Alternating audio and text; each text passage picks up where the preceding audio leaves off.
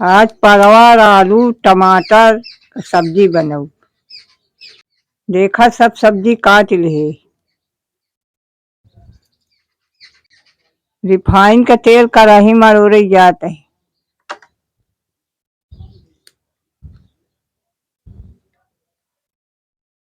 Refine का तेल गरम हो गया, प्याज मरचा डाले जाते।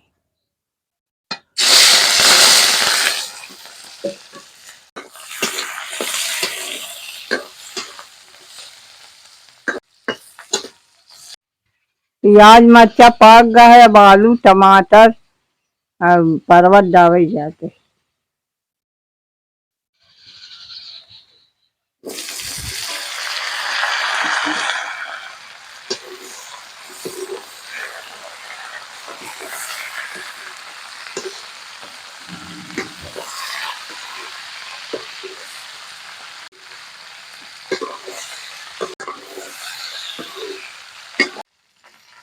हल्दी,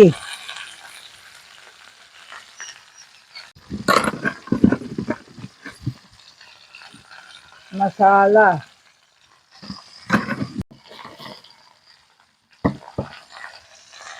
नमक,